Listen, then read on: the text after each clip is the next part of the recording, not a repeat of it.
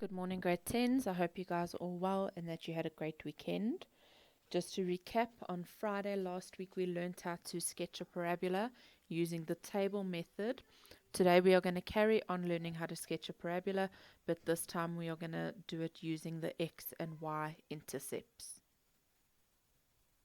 So to find the x and y intercepts, you're going to use the same method that we used to draw a straight line. So starting off, finding the y-intercept, we're going to make x equal to 0, and then you are going to find the y-intercept, and just remember that the y-intercept is actually the q value. So then you would have your coordinate where your x is 0 and your q value, and that would be your y-intercept. Then to find your x-intercepts, now remember we're looking at a quadratic function here, so you should have two values of x, and that's because your equation is x squared. So there's two values of x. So what we're going to do here is you're going to make y equal to 0. And you should remember from earlier on in the year that with a quadratic function, we factorize. So your first step would be to make y equal to 0.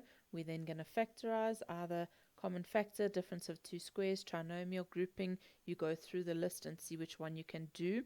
Once you've factorized, you make each bracket equal to 0, and then you find your two x values, and you should have two coordinates. So for both of them, your y value will be 0, and your x value will be whatever the x value was that you worked out. So you should have two coordinates there because there should be two x-intercepts. I'm going to do an example with you. So it says there, the first part says sketch the graph of y is equal to x squared minus 16 on a set of axes. So we're going to work out the y-intercept, then we're going to work out the x-intercept, then we're going to draw our parabola. And once we've drawn it, there's a couple of interpretive questions that they're asking us. For example, the turning point, the maximum value, the domain and range, the axis of symmetry, and the values where x increases. The values of x where the graph increases and the values of x where the graph decreases. So I'm going to do that with you in an example. And you'll see it's more than just drawing the graph. It's actually interpreting and understanding what the graph means. Right, good day, grade 10. So today we're going to do the example. You would have seen in the video, it says sketch the graph of y is equal to x squared minus 16 on a set of axes. We're not going to use the table method. Instead, we're going to do the x-intercept and the y-intercept. So you would have seen I've started there. To find y, we make x equal to 0. So I've got y is equal to x squared minus 16. I should already see that it will be a parabola because it's x squared. A couple of things I should notice, that minus 16 would mean that the original graph moves down 16 places. So that negative 16 is my vertical shift. So I want to find y. I'm going to make x equal to 0.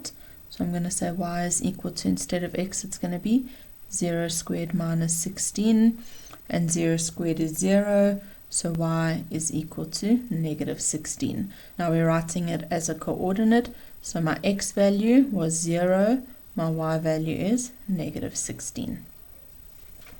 Okay, so we have our y-intercept, or our y-intercept. The next we're going to find our x-intercept, and it says to find x, we make y equal to 0.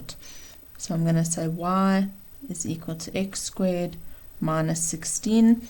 Instead of y, I'm going to replace it with a 0. So 0 is equal to x squared minus 16, and you can see there that it is a quadratic equation. You know that because first of all it's equal to 0, and secondly because it is x squared. So from there, what I'm going to do is I'm going to factorize. So I'm just trying to fix my screen a bit. I'm going to factorize, so I can't take out a common factor, but I can see that is a difference of two squares. So I'm going to say 0 is equal to x minus 4, x plus 4. So my x values, x is equal to the opposite of negative 4, which is positive 4, or x is equal to the opposite of positive 4, which is negative 4. So those are my x-intercepts, and now I'm going to write those as coordinates. So I've got 4, and my y was 0. And the next one, I've got -4 for the x, and the y was 0. Okay, so now you can see I've got my x-intercepts, there's 2 of them, and I've got my y-intercept. And from there, I'm going to plot those 3 points on my Cartesian plane, which I've already drawn, and then I'm going to join my points. So my y-intercept is 0 and -16, so 0 on the x, -16 on the y. My x-intercepts is 4 and 0, so 4 on the x, 0 on the y, and -4 and 0, which is there. Okay, so I'm going to draw my parabola, and remember, you're going to make a nice smooth curve. It'll look something like that. And then once I've drawn it, I'm going to label it. So y is equal to x squared minus 16. But I just want to check a few things first. My a value is +1. Is it a smiley parabola? Yes, it is a positive parabola. The next one, my q value is -16. So is my y-intercept at -16? Yes, it is. Okay, so now you would see there's a couple of questions. So the first one says, determine the turning point. So you would have seen that the turning point was on the x-axis it was 0, and on the y-axis it was -16.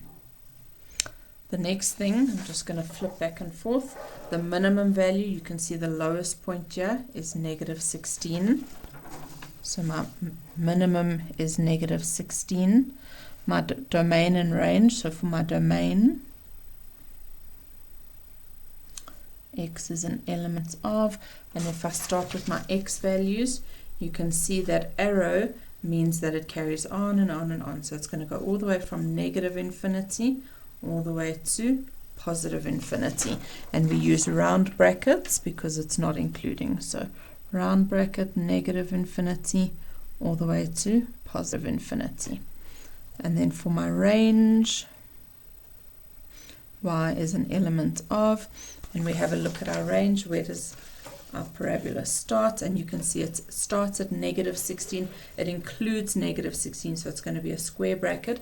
And if you go up, up, up, up, up, those arrows mean it carries on and on and on to +infinity. So my range is going to be -16 square bracket, because it includes -16 all the way to +infinity with a round bracket.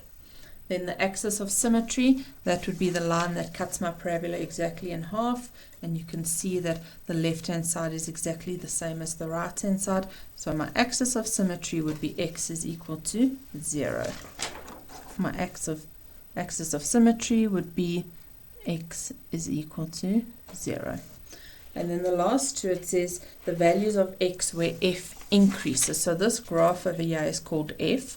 Now where is it increasing? Yeah, you can see it goes down, down, down, down, down.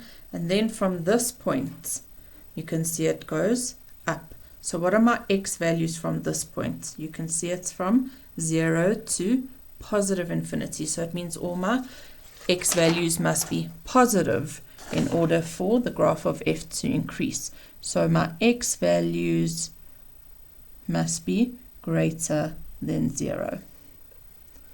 And then the x values where f decreases. So where does this graph decrease? And you can see it goes down from there. So it decreases for all your negative values. So where x is smaller than 0.